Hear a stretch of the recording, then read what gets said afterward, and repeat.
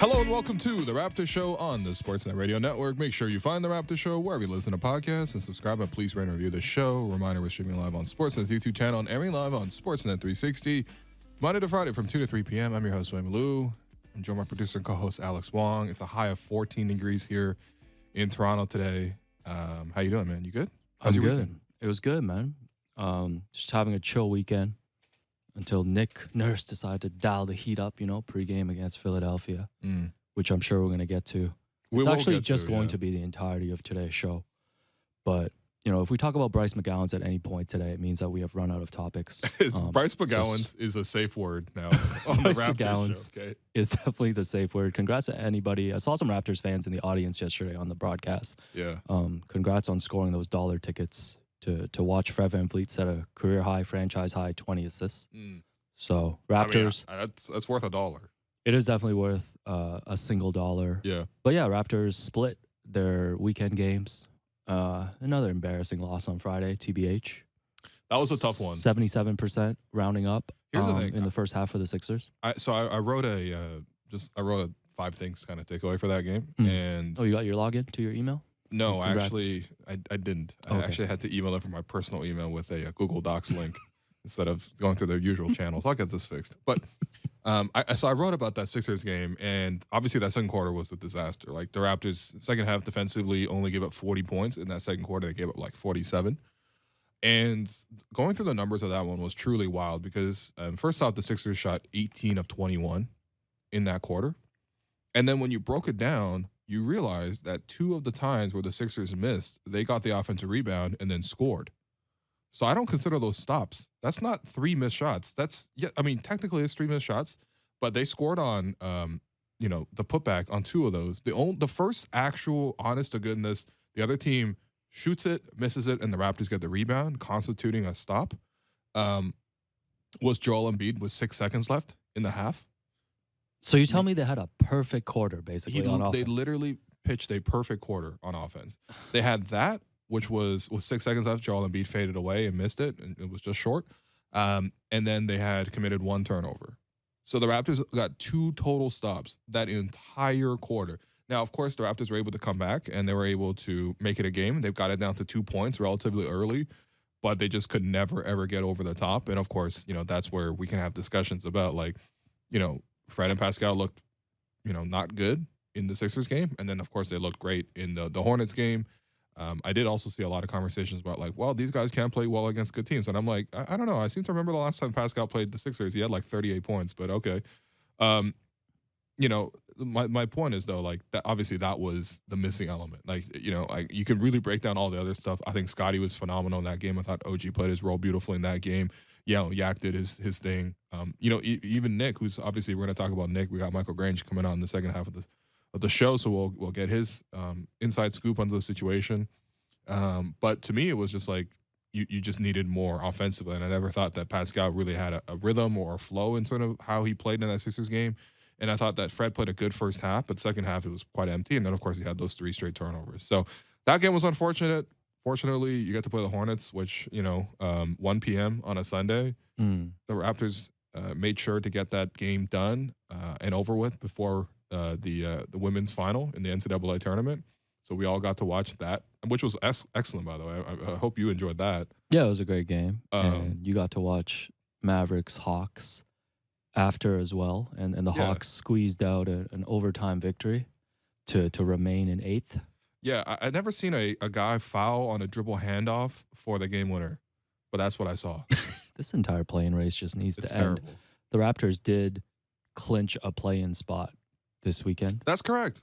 So, do we have balloons in the studio or something? We can release streamers? No, there's no celebrating for this. Gotcha. They're locked into the play-in, and now only thing remaining is seeding. They are playing the Hornets again tomorrow, and the Hawks are playing the Bulls tomorrow. Okay, so good. unless those 2 teams figure out a way to tie a game, which I'm not going to put it out of the realm of possibility, the Raptors, if they take care of business in Charlotte once again, will be able to gain a game on one of those teams. So that's either one will be useful because Chicago is kind of nipping at the Raptors' heels. Thankfully, the Raptors at the tiebreaker against Chicago. Yeah, so I think you would prefer the Bulls win tomorrow. Bulls win, Raptors win.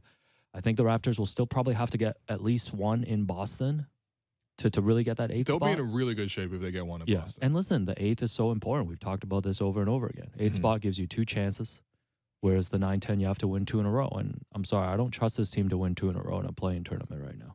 No, that's fair. That's fair because the Charlotte Hornets are not in the play-in tournament. But, yeah, I mean, my hope is that Boston is just like their positioning is fairly locked. Right now I'm looking at it. They're 2 games back on Milwaukee. Milwaukee with a huge win over Philadelphia last night, by the way. It's impressive. Just really dominated. Impressive. But they're 2 games back in Milwaukee, and then they are 3 games up on Philly. So they're pretty secure. Like most likely they're in the 2 spot. And I'm hoping that by the time that second game around comes, like this Friday when the Raptors play the Celtics for the second time, I'm really hoping that they have nothing to play for in that game, and we got a heavy dose of Peyton Pritchard, who's already beaten us this season. Yeah, is that what you want? You're right. So you're right. Well, the Raps just gotta play well. It's the final week of the season. They are playing better. Like, come on. Like, we're just gonna let that first half against the Sixers go. No, we're not gonna let it go. That was really terrible. But that's like the level of you're not gonna see that level of competition in the play-in. But that's fair. You also cannot afford to have a half like that Yeah. in a must-win game, and I don't trust them right now. They've been trying to tell us all season to not trust them. So no, that's fair. You're right. I'm going to listen to them. Fred, by the way, like we mentioned, had the career high. So he's got the single game record in both points and assists in Raptors history. And per Stats Williams of ESPN, okay, the only other player to have a franchise's single game record in points and assists is your favorite player, Wilt Chamberlain. Really? Of the Sixers. Well, I guess no one else had 100 points, so no one else had 100 points. We only have 4K footage of Fred setting these records and not Wilt. We don't even have 1K. Yeah. And by the way, per Wilt. John Hollinger, we were talking about the Hawks. So the Hawks with the win yesterday, 39-39. They have scored 9,209 points this season and allowed 9,210 points. They're 24-24 against the East and 15-15 against the West. And they have been within 1 game of 500 for 72 consecutive days. The Hawks should get some kind of team award for this. Oh, yeah. Just for being this mid. Yeah, no, this is like, you can't actually get statistically more mid than where they are right now. But the funniest thing related to the Raptors is the Raptors still haven't been able to catch them. Well, that's the issue. The Raptors have been under 500 since like the start of December. So how are you going to be better than a mid team when they're obviously going to be at 500? Like, by the way, if the Hawks lost last night, that would have been the first time in like 3 months that they would have been more than 1 game plus or minus of 500. But they didn't because again, the forces sort of pulled them back together and they were able to sort of secure it. Also, I mean, I can't believe it. Like last night on the Banter Pod, I'm literally recording with you on one screen and I have the Sportsnet Now app open on the other screen, and I'm just watching JaVale McGee at the foul line for the fate of the Mavericks, and more importantly, the fate of the Raptors in the play-in scenario. And I'm thinking, like, this season, as you said, this season should not come down to me watching JaVale McGee shoot a free throw for the game in April, but it has. And so, that's the situation, Yeah, this season should not come down to, is Peyton Pritchard going to start on Friday? And this season shouldn't come down to checking if Thanasis is in the starting lineup on Sunday in the final. I'm just going to go ahead and say Thanasis is going to be in the starting lineup well, unless he headbutts somebody, because he does have to serve a 1-game suspension, which I believe he served yesterday. Oh, wow. Not that anyone would have noticed, to be honest. So when you serve the suspension, are you not allowed to be on the bench even? Yeah, you're just not dressed, I guess. So the only difference for Thanasis yesterday was he wasn't dressed. Okay, fair. Maybe he might have wore his Bucks uniform at home at least. Yeah, he probably did. Anyways, I think that's about it from the weekend before we get to the entree. The 20 assists was cool, I thought. Just some quick numbers because I promised you a little propaganda. Yeah, let's do it. Yeah, let's do it. All right, all the people accusing me of Fred propaganda. Here it is. Okay, so 20 assists from last night, created 43 points for the team. Yeah. To be honest, with the Raptors not being able to hit threes in general, that's not bad. Although typically against 20 the assists, Hornets B squad though. Yeah, for sure. 20 assists nowadays would typically get you more than 43 points. But again, the Raptors can't hit threes. Raptors just two points at a time. Yeah, it's always 2 points at a time. Just keep grinding away. There's also the stat here of potential assists, which basically means you pass to somebody who then shot it. This is where I gotta draw the line. All right, I don't want to call people nerds, but like potential assists, literally, you telling me that's just how many times they pass the ball. No, to a past it- person who would score. yeah, in a scoring position. It's not a stat, man. Okay, well, he did have 26 potential. You're assists not last stat. You're not Stats Williams if you're using that. Is all I'm saying. Yeah. Well, I mean, listen, it was, and did he stay in the game at the end to get the record? Of course he did. Oh, did he make eye contact with Pascal in that last pass, being like, "Yo, Yeah. go there"? Well, you noticed a lot of his assists towards the end were to Pascal. Pascal was, but they knew what was going on. Listen, I'm happy with Fred. But listen, I'm happy with Fred. that's how it goes. Yo, get your 20, man. That's how it goes. Get your 30 this summer. Yeah. 30. 30 mil. Yeah. Isn't that where he's asking for? All right, save that pod for July. I mean, this helps in his case for 30 mil, I suppose. Yeah. But yeah, no, yeah. but Fred's he played, obviously, he passed the ball beautifully in that game. And Yes. so Great game. I'm expecting the Hornets to adjust. Okay, tell me one adjustment. Like, are we really doing this? Well, they did bring their big up a lot against Fred, and so That's enough. maybe they'll play more drop coverage. Yeah, which big? and Kai force him to Jones. shoot. Watching Kai Jones play yesterday was a. He's very athletic, but I also just don't know what he's doing. Yeah, most times. he will also travel every 3 plays. Yeah, Also Hornets saw are interesting, by the he way. colored his hair the same color as like the Hornets franchise Yeah. color, and I'm Very thinking, similar to James Johnson in Toronto. and similar to Marcus Smart, who colored his Right. hair green. I think Right. every player in the new CBA, there should be a designated player who like has to color their hair. You don't want to see Joe Weezy in purple hair. That'd be kind of fun, actually. Yeah. I'd play Joe Wieskamp if he dyed his hair purple. I'm just saying. I'd play Joe Weezy if they're not trying to go 2 points at a time. I guess so. All right, Nick Nurse. Here, you can tee this up. Mm. So Thursday, so last week, we were in here on Friday because on Thursday, Toronto Star's Doug Smith wrote a story about the ongoing rumors of Nick Nurse being linked to the Houston Rockets after this season. Mm-hmm. And we had talked a little bit about this on Friday. And then before Friday's game, this is where Nick was at the podium, right? And you can tee the rest of it up. Okay. You know what? Here's the thing. Yeah. I've actually started a new Google Doc Oh, okay. that is just the Nick files. Oh, goodness. Okay. So I'm really tracking a lot of this detail. Okay. Um, He's under FBI investigation by you right no, now. I'm monitoring the unblock The situation. Nurse right now. situation. Yeah. So the timeline of this is Sunday night, last Sunday, Mhm. not like this yesterday, like A week ago. a week ago, Yeah. 8 days ago.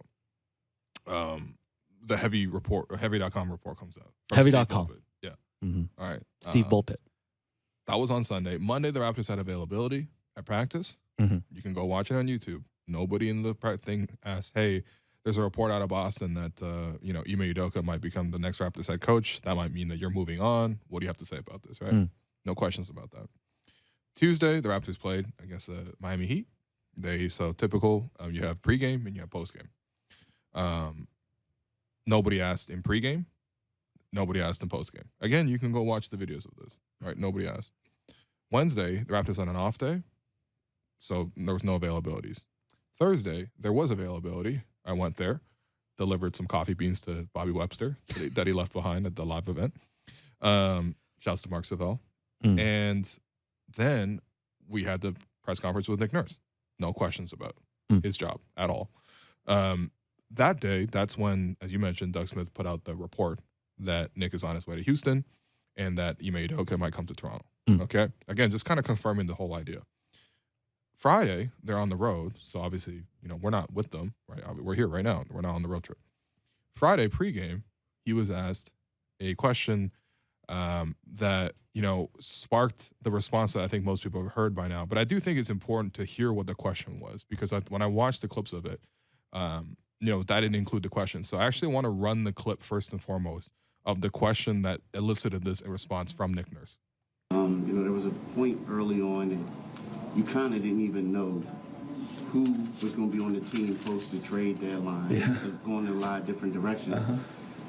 Where's your head at right now, like heading into the cusp of the postseason? Okay, so that's the question. And by the way, longtime listeners to the Raptors show, you understand that that's the GOAT, Keith Pompey. Yeah. All right, we had him on the studio. He was sitting The right GOAT. here. Not Jason Jackson, but the real GOAT. Okay, yeah, definitely. But in what was he wearing again? Like a sweatsuit? Yeah, he was in a Jordan sweatsuit Yeah. with some J's. Yeah, looking fly. Mm. So that was the question from Keith Pompey. The question was not, and it's pretty clear to outline this. The question was not, there's reports about you moving on. Do you have to comment on this? Or you know what I mean? Like it wasn't a direct question about his job status. It wasn't a question about the job of his future here in Toronto, period.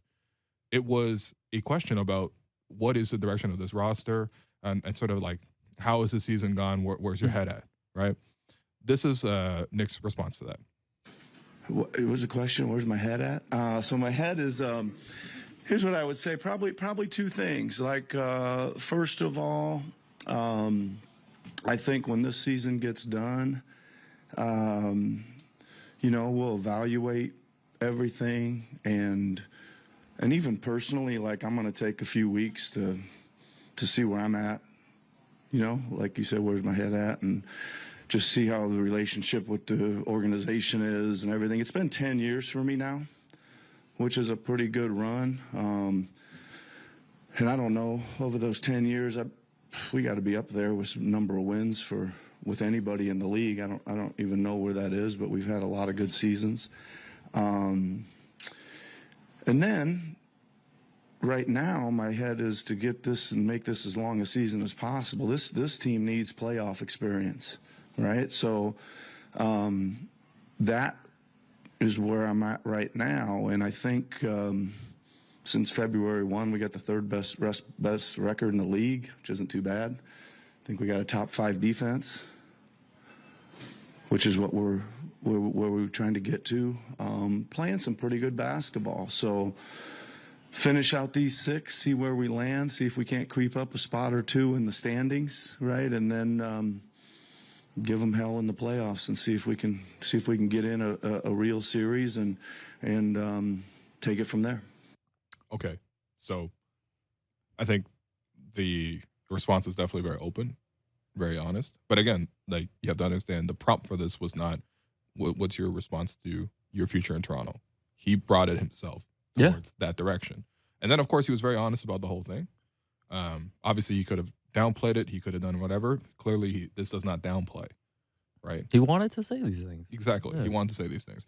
And then there was a follow-up question that was asked, not by Keith, but by another reporter, because it was kind of like, wait, hold on. Are you just confirming that you're leaving? Because it kind of gives out that vibe, right? Mm-hmm. Like, you know what I mean? Like, and so this was his response to the follow-up question. For whatever the reason, you might not be back next year?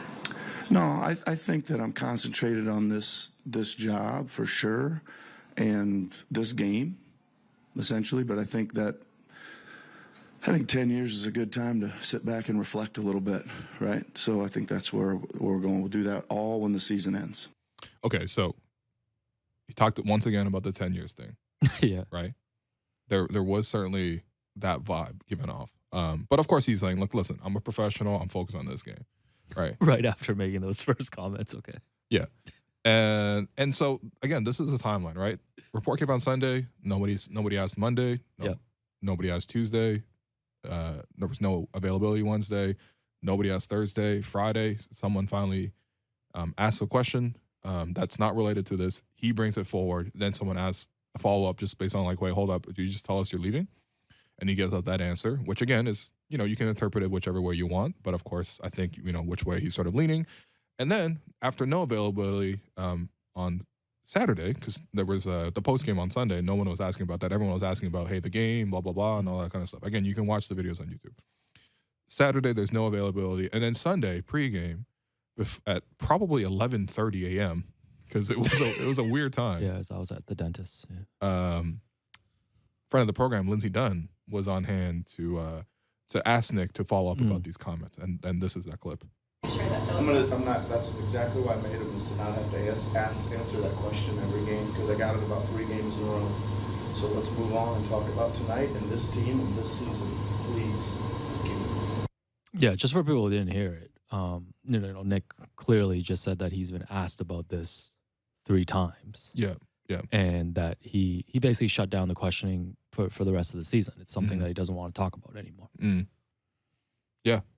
So you're saying he wasn't asked 3 times, first of all? First of all, don't make no sense. He definitely was not asked 3 times. Because again, we've gone through this. And again, this is all publicly available. You can go through all of this. Yep. Right? Nobody here in the local market was like, hey, put you on the spot, because that's difficult. Again, put yourself in that scenario where it's like there's reports about your job, and then someone asks you on camera where everyone can see you on the record, what is your status on that job? Nobody did that to him.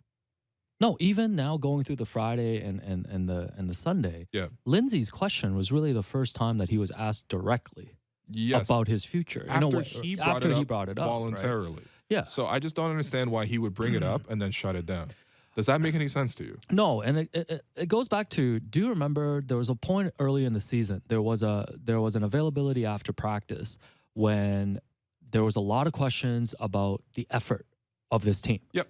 Right? And the questions were coming from the different reporters in the scrum.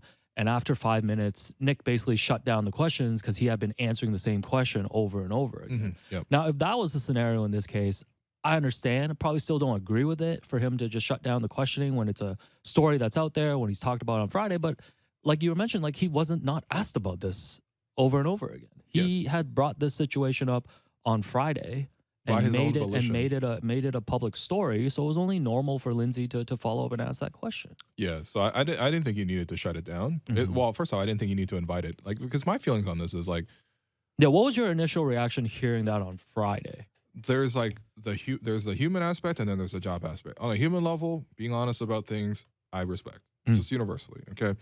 And you know what? If it is after 10 years and you feel like it's ready to move on, you know, on a human level, I get that. Okay. On a professional level, when you are the head coach of the franchise, you are not just like, hey, I'm Nick Nurse, the person. That's part of the job. You carry forward an image, or you have to sort of portray that image, especially when you're trying to say that to your players and you represent the organization. You really do. No one gets interviewed more than the head coach of any sort of professional sporting team. Okay. So within that context, when you publicly, leave that very open, and again, use phrasing over and over again about the 10 years and sort of keep that future situation open, I just don't see the specific reason or the need to do that. How did that benefit the Raptors? Like, the Raptors were gearing up to play the Sixers that night. And whatever, it's just a press conference. He's always got to do a 15-minute press conference before every game. How did that, putting that message out there and making that the story, making that big news on ESPN, making that, something that Tim Bontemps wrote about and that Woj retweeted, and so the whole entire NBA world got to hear about this. It wasn't the biggest story in basketball this weekend at all, right? But still, it was out there to a substantial degree. How did that benefit the Raptors? Yeah, I think the timing of it, this was something that I think could have been said at the end of the season. Mm-hmm. Whether you got through the play-in or, you played the first round. I think I'm most curious for me is him using the 10 years. Yeah. Tacking on the extra 5 years of him as an assistant. Right, of course. To me, that to me just like really struck me as him like soft launching his exit from here. Because when you're talking about reflecting and you start reflecting on a longer timeline beyond than just when you've been the head coach the last 5 years, like to me that speaks volumes about where you're at, and it's pretty eye opening for a head coach a week out from the play-in to say that you got to evaluate your relationship with the organization. And exactly. And that's the part of the relationship with the front office. When did that become a conversation? Yeah. Right? Like, was that a bigger conversation? Yeah. Did anyone ask you about that? He brought forward all these points. Yeah. And again, the coach and the players to a lesser degree, but especially the coach, they really do dictate a lot of sort of what's going to be said. If Nick didn't say that, I wouldn't have brought up anything from the pregame availability from Philly. And nobody would have wrote about it. It wouldn't be on ESPN. Woj wouldn't be retweeting that thing. Right? So you set the tone and you set a lot of the conversation, especially when you say something like this. Mm-hmm. And again, is that what we need to be talking about right now? Yeah. Why is the biggest story with the Raptors right now is Nick Nurse going to stay? Like, I'm sorry, the biggest story should be about how they finish the season and the performance on the court. Does this improve that at all? You lock it up. Lock it up. So again, that's part of the job. No, I think the biggest conversation right now should be how you're going to defend Bryce McGowan's and Kai Jones tomorrow. I need to hear the Bryce McGowan's adjustments, man. I think the other thing, how are you going to adjust against Teo Maladon, who had 14 assists last night? Listen, I don't mind having Nick bringing these uncomfortable conversations to the public. I do. I do. No, I do. Okay, you can go through sources. Okay, you can go through a lot of different ways. You can just keep it in house. It's not like they don't talk. We can disagree on that, but I think what we agree on is like once you invite those conversations, then you have to be willing to just have them or just answer a question. Yeah. Answer a question that you're being asked on Sunday from a local reporter who's covering the team day to day. Yep. Who's there to do her job and ask the question. Ask the only storyline that anybody was talking about going into yesterday's game. Yep. All I wanted was an answer yesterday. Even an answer and then to shut down. Yeah. the conversation would have been fine. And Right? especially not to just toss in a lie like, oh, I've been asked about this 3 games in a row. Like, you haven't. Yeah. So Yeah. I don't know. I think this is just gonna be the conversation now Mm-hmm. for the rest of this week and whenever the season ends. Yep. And there's just been so much chatter now coming out the last couple weeks about Nick to Houston, and Nick's future, that this is just going to be a continuing storyline. Yeah. Well, that's So- why on the other side of the break, we'll get Michael Grange on the line and we'll get some details on, the stuff that Nick was curious about, the relationship with the front office, the future of the team, and sort of where this all started. So I've been your host, Willu, and you've been listening to the Raptors Show on the Sportsnet Radio Network. And on the other side, we will continue this conversation in regards to current Raptors head coach Nick Nurse.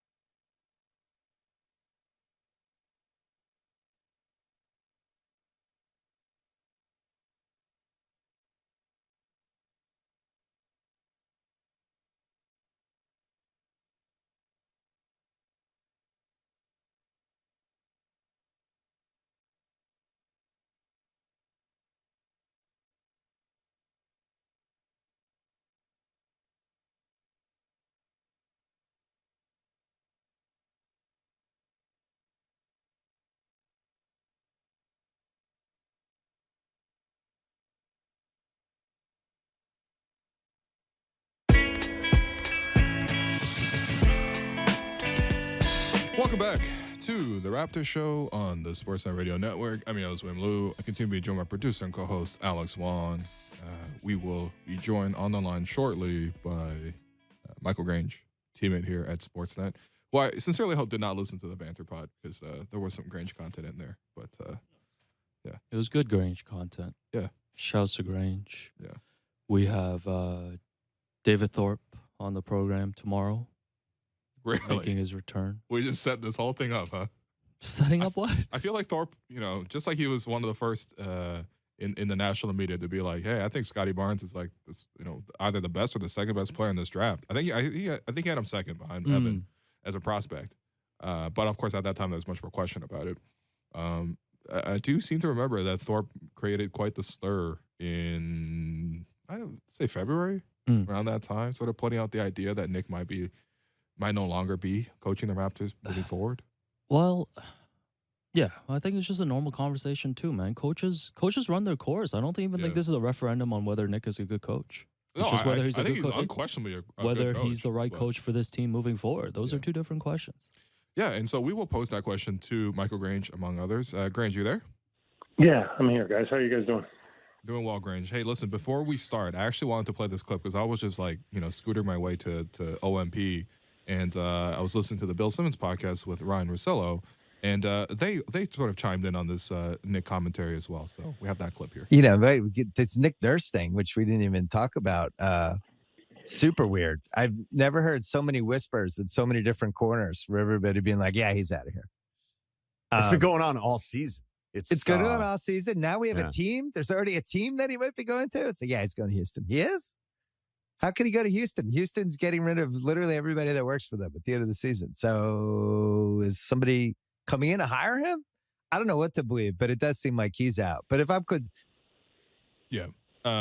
So Grange, let's start with a little bit of that. I guess like when they described it sort of as like they've been hearing this sort of conversation is sort of in the background and that it's been going on all year. So I wanted to hear from you. Like, when did you first hear about this potential split? I guess the first I heard that, it was getting to that point was probably a few weeks ago, and I'd been kind of asking around. I asked some people directly and kind of got some, didn't get a lot of insight and sort of let it sit for a little bit.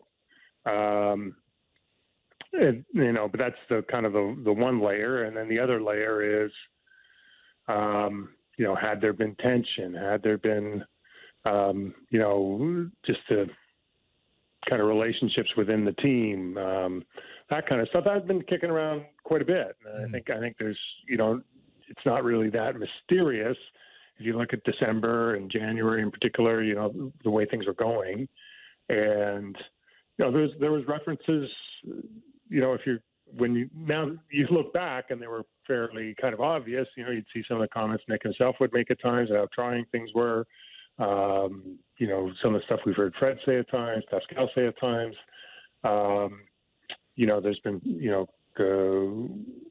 so and around it as the trade deadline stuff was gaining momentum, I wrote something then that, as the direction of the team was kind of pretty uncertain or seemed to be uncertain, that could have a trickle-down effect on the coaching situation. Reported then Nick was heading into the last year of his deal. Were things to be, heading in towards a rebuild, that would definitely sort of be something that Nick would probably not be all that enthusiastic about. And, so that's, I guess, what I heard, knew. And, and I think when Doug put his report out on Thursday, there's a big difference between kind of hearing things and nodding as you hear them. And then, when something goes in print, or so to speak, print, then it, there's something to kind of really reference things and measure things against. And that's, that got us to Friday. Right. Yeah. So I got, let's maybe think about this from the perspective of like, look, as you mentioned, as you first reported that Nick was entering the last year of his deal that's paying him $8 million annually. That's like, I would say the upper end of coaching. Like, there's probably coaches that get paid more. I'm sure Spoelstra or Popovich or Kerr might make in that range. But certainly, it's 8 per year is pretty good for a coach, and of course he'd be in the top quarter at least. Yeah, and I think it's to be clear that the Raptors gave him this contract. They ripped up his old one after he won the championship and gave him the bump, and rightfully so, because he had won Coach of the Year and also won a championship. I mean, how much more can a coach really do? Yeah, just for the background on that, he was hired as an assistant, never coached the NBA team. I think he was on about $3 million for 3 years, and then it was after the 1920 season, and as you point out, got a title and you got an all-time team winning percentage and a Coach of the Year, and then and he got 3 years, 24 to 27 in that range, and that was an extension that they didn't have to do it, but there was a good reason for them to do it. So yeah, that's how that all came about. Right. So obviously that was done in good faith, and clearly the relationship was strong when you decide to give somebody a huge raise like that, and deservedly so. Again. But, of course, you come into the situation where very few coaches like to operate in an expiring deal, and that's what would have happened. And so you would get to a scenario this offseason, whether it's obviously probably not now. Obviously, now they should be deciding on how they're going to guard the Hornets for tomorrow and how they're going to guard the Celtics later in the week. But, you do get to a point in the offseason where you have to decide, okay, do you have this extension talk with Nick? And I guess I'm wondering, do you feel like the organization wants to move forward with Nick, or sort of maybe that extension talk breakdown and therefore Nick is looking for other stuff? Because again, for a lot of people, and myself included, it is kind of shocking, right? I think 2 weeks ago, none of us were really even having a long conversation about Nick's future, other than just smaller complaints about game planning and this and that. That's normal. But this seems to have really come on strong here.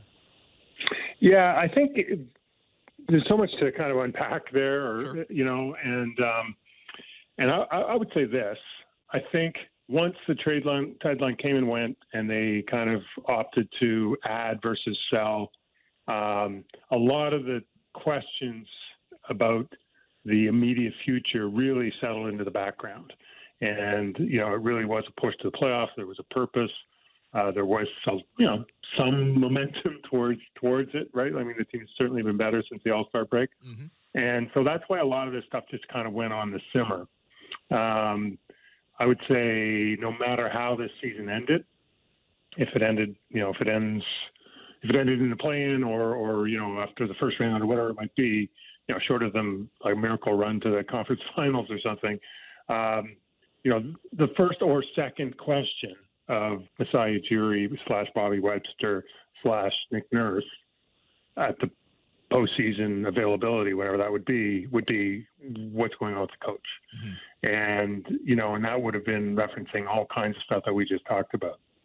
So, and I think what makes this kind of unusual is, just the way Nick chose to handle it on Friday. And, and I think that really, I think it got the organization for a loop. It got the NBA for a loop. And it was really, I don't want to say, kind of it's not for me to say it was a miscalculation, but it seemed like, unless you really, depending on what you're trying to get out of that, it seemed like the least advisable way to handle that whole situation. Before that or prior to that, would there have been a change with Nick as head coach?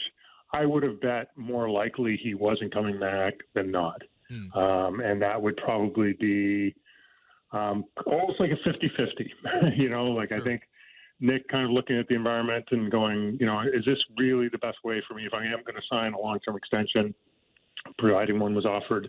Is this the best way for me to, spend the next probably, the prime of my coaching career? Is this the place, the organization, that kind of thing? And you could make a case that it might not be for all kinds of reasons. On the organization side, right? You've got a guy you've had for 10 years, who's been your head coach for 10 years, and 5 years. It hasn't been a great, 5 years, yeah. Pardon me. It hasn't been a great season. I think there have been questions internally about, the stuff that you and Alex and everyone else talks about all the time, scheme, system, personnel, use of personnel. None of this stuff is like rocket science. And, and I think they could easily conclude at that point that, you know what, maybe this has run its course and it is time for something different. I just think that the way this has gone down the last few days has made it way less likely that any of those conversations could have ended with, you know what, let's double down. We just had a bump. This is going to be great. You're great. And let's go for it. It's going to be hard for me to imagine that happening. No, that's completely fair. And again, like as you mentioned, this wasn't necessarily the most advisable way to go about it. One of the things Nick was sort of, when he was openly pondering about the 10 years and sort of all the things that went on, he made a point to talk about, we'll evaluate sort of like where we stand with the front office, right? And I thought that was a little bit interesting. What do you think Nick's relationship is with the front office? That was if you're going to parse all of the things he said, that was the one that really jumped off the page for me. And just a little background on how that all went down Friday. The person who asked that question, there was no local, like any of the local guys who covered the team, who typically travel with the team, didn't make that trip to Philly for various reasons. So the person who asked that question, who kind of got all the ball rolling, was Keith Pompey, who covers the Sixers, who I'm pretty sure has been on your show a few times. Yep. Does a great job. And he asked a very broad question. It was, where's your head at? It's been a kind of topsy-turvy season. Along those lines. Yeah, standard question. Pretty standard. Yep. And I asked Keith, I've known him for a long time, and so I reached out to him the other day, and I said, listen, did you ask that as a way to ease into this subject? And he said no. He had no idea that that story was out there. He was just literally asking the broadest Toronto Raptors question he could think of, based on a kind of a season that's been pretty weird. And so Nick, took the opportunity to really uncork a can of worms. Yep. And so to answer your question, I think from my understanding, there's definitely been some tension, some tense moments this year. I don't know if I would categorize them as all that different as things that happen in other years. Sure. I think the losing exacerbates everything. These relationships are often pretty stressful. But, in terms of it being a kind of diplomatic deep freeze, that's not anything I've heard of or observed. With my own eyes, you see Bobby and Nick talking at the end of practice. You see Masai when he's there doing the same thing. I know the relationship between this front office and Nick's representation is very good. They're in regular communications. I think and in kind of that vein, I think the way Nick kind of phrased that and I think that caught a lot of people off guard.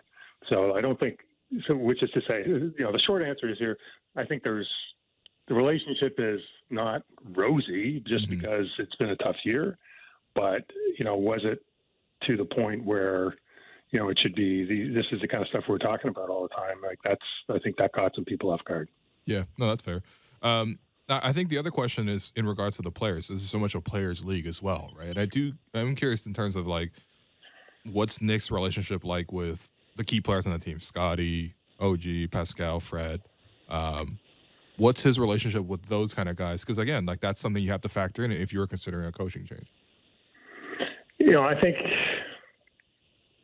again, I would go to, I think he has respect of guys who are pretty serious about basketball, because no matter what you think of him, as your boss, he knows what he's doing, right? Obviously, yeah. I think that's the number one thing. So for him to, the idea that he's not respected or appreciated for, his ability to manage game and come up with a game plan and the rest of that, I don't think that's an issue. I think, just talking to some people around this, I think, they've seen Nick kind of really kind of ramp it up the last little bit. Playoffs are approaching, games are getting bigger, and he's got to be at the sort of playoff Nick coming. So I think that's been going on. But I think, bigger picture, have there been, moments or, is everything the way it could be? I don't think so. I think there is something to, this relationship kind of being a long one, and this group having been through a lot, and I'm not going to speak specific to any single player, but I think if there were a change, I don't think it could be. I wouldn't say it's necessarily welcome, but I don't think people would be like, oh no, what now? You know what I mean? Like I just don't want to overstate things because it's probably not my place exactly, but I don't think it could be time for a change. Might be the simplest way to put it. No, that's fair. That's fair. No, I just want to know that like the locker room is not going to completely break apart and riot if Nick leaves, and I definitely don't get the sense that that's going to happen. I don't think so. And I would say in fairness, as much as people in my position and like you want to sort of run with a theory or an observation or whatever it might be, if you look at the first half of that Philly game, yep, they're quitting on Nick. This is over. Sure. They heard that press conference and they've all said this is the excuse they were looking for. Then you look at the second half and they're like, they look like they could, a team that could go to the finals. Oh, I guess forget what I thought the first half. You know what I mean? It's just, but it was, I think there was some concerns when all this went down over the weekend that, the timing of him wanting to go down this road and this even being a topic is you never know what a group of players is going to take as an excuse or a reason to kind of not be their best, right? You just don't. And so you don't want any of those variables. But, I think, I think that was the biggest concern kind of within the organization as this happened over the weekend was, why now and what's the impact going to be? And I think we can see through 3 out of 4 halves that the impact doesn't seem to be all that significant. These guys are pros and they're going to do their job. Yeah, no, fair. I have 2 more questions about this. Number one is just how does this affect Team Canada, right? Because so much of the Canadian national team program is sort of tethered to Nick being there, and there's so much talk about sort of the commitment through the 3 years, and you're getting through the World Cup, and then you're going to the qualifiers, and then obviously the end goal is to get to the Olympics. So much of that is built around Nick, right? He's the guy who pitched a lot of this kind of stuff. So how does this impact Team Canada if he's no longer coaching the Raptors? My understanding is he's contracted through to Paris 2024. Okay. And that's independent of his relationship with the Raptors. Okay. And so, these kind of scenarios have been discussed, not recently as it relates to what's happened this weekend, but, sure. When the relationship began, it was like, this is your Team Canada job, irrespective or regardless of what you're doing for the other 10 months of the year. So it shouldn't affect Team Canada. All right. Oh. Well, look, listen, I do know that they obviously use the Scotiabank Arena and they use OVO. It could be weird. I'm not saying people are going to run into each other, I'm not saying there's not the potential for some weirdness. Yeah, fair. But, fair. One thing I said with the NBA is as much as stuff can kind of seem pretty emotional in the time, and people like yourself and me loom really, really large, what happens over and over again is these guys get huge checks. They're going to keep getting huge checks. And after a little bit of, once everyone lands on the feet and the dust settles, it's like business continues. Yeah, no, that's fair. Yeah. We keep kind of projecting our own relationship issues onto professional people, and they don't see the world the same way we do. Trust me. You're right. There's no hard business. There's no hard feelings when we're talking about $8 million per year contracts, if not more. Yeah. And then I guess the last question is like, okay, so we've heard the Ime Udoka name tied to Toronto. I'm curious if you heard that, and also, but it's not just gonna be one guy, right? There's got to be other guys considered. So I'm curious if there's any other potential considerations as to who might replace Nick if he were to move on. Yeah, Ime is definitely out there, for the reasons. He almost got the job the first time around. There is, a long-standing relationship with Masai, and he's a pretty obvious candidate for any head coach job. Sure. Okay. I would say he would be among probably somewhere around 5 candidates who would get consideration. Yeah. Okay. I think just knowing how Masai's done these things in the past, like he really takes these opportunities to dig deep. And, it's like you might be hiring for this time around, but you might be looking to interview somebody you want to hire 3 or 4 years down the road. And you don't get these opportunities to kind of really, spend 6-8 hours interviewing with somebody all that often. So you take it when you can get it.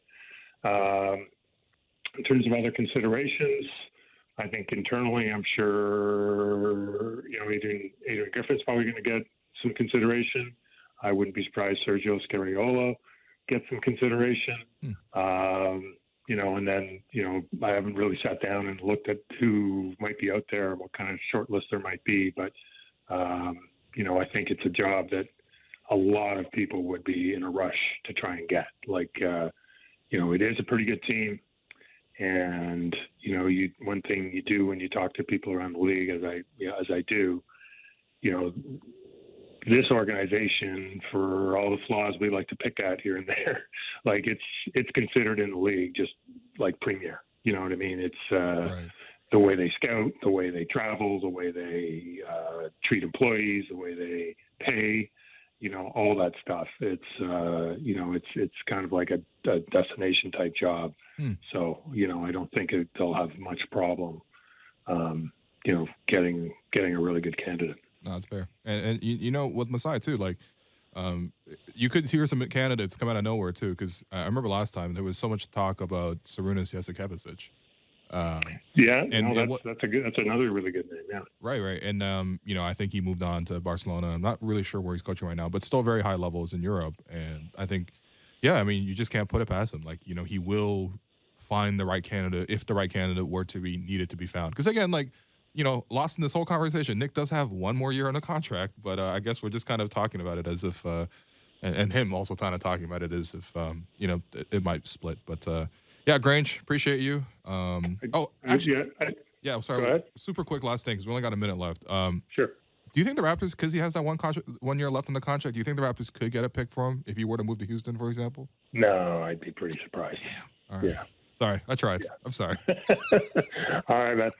See you guys. I appreciate it. Do I have 20 seconds? Yeah, of course. Go ahead, man. I just want to say quick recognition for Greg Francis, who was a former national team player, really important coach in Canadian basketball, who passed away on Sunday. And he, was a person who was very, very important to me in terms of somebody who really kind of helped me understand the game and the grassroots scene, and he was came along at a really transitional point in the whole basketball culture that we've seen unfold here in the past 20 years, and just an absolute prince of a person. And to all the people who are lucky enough to be coach with him, against him, play for him, play with him, my condolences. And I just got to know him in a very small way, but he was a very, very special person, and my best to his family. That's really well said, Michael Grange of Sportsnet. Appreciate you for your time and your insight. All right. See you guys. Thank you. Okay. Well, that does it for us today. I've been your host, Will, and you've been listening to The Raptors Show on the Sportsnet Radio Network. Make sure you find The Raptors Show wherever you listen to podcasts and subscribe, and please rate and review the show. A reminder, we're streaming live on Sportsnet's YouTube channel and airing live on Sportsnet 360, Monday to Friday from 2 to 3 p.m. Thanks once again to Michael Grange, our producer and co-host, Alex Wong, board producer, Derek Brandale, Danielle Gauthier for filling in for Jennifer Rolnick on the YouTube stream. We'll talk to you tomorrow.